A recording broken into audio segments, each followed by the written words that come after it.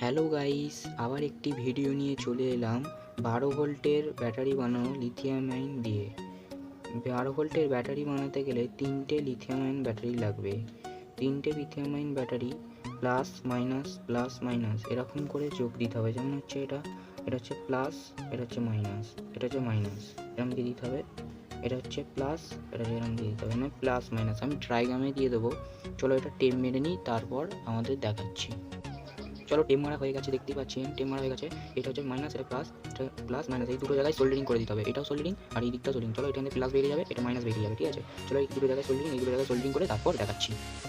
Soldering করা হয়ে গেছে, দেখতে পাচ্ছেন এই দুটো জায়গায় সোল্ডারিং আর এই দুটো জায়গায় সোল্ডারিং। এখানে 12 ভোল্টের ইনপুট। চলো আমি ট্রাইগ্রামে দেখিয়ে দিচ্ছি কেমন করে সোল্ডারিং করা আছে। এই দুটো যেগুলো হচ্ছে ব্যাটারি, 3টে এরকম করে আছে কানেকশন করা।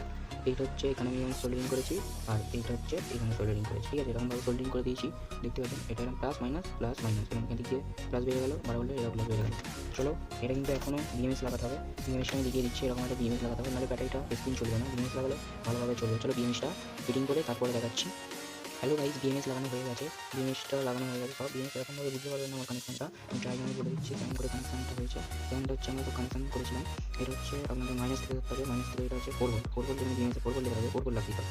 আর যেটা হচ্ছে প্লাসে গেলে তোমার এটা এখানে 8 ভোল্ট লাগিয়ে দেবে। আর মাইনাস থেকে যেটা ইনপুট বেরিয়ে যাবে এখানে 0 ভোল্ট লাগিয়ে যাবে। এটা হচ্ছে প্লাসের দিকটা লাগিয়ে দেয় এখানে, এখান থেকে ইনপুট বেরিয়ে যাবে। সহজ কানেকশন। বুঝতে পারি, ট্রাইগ্রামটা দেখে নিন, ঠিক আছে। ট্রাইগ্রামটা দেখে নিন, তারপর চলো বিএমএসটা টেস্টিং করছি। দেখতে পাচ্ছেন বিএমএসটা কত স্পিডে হচ্ছে গাইস, দেখতে পাচ্ছেন। দেখুন, যদি ভালো লাগে একটি লাইক, একটি সাবস্ক্রাইব করে দেবেন।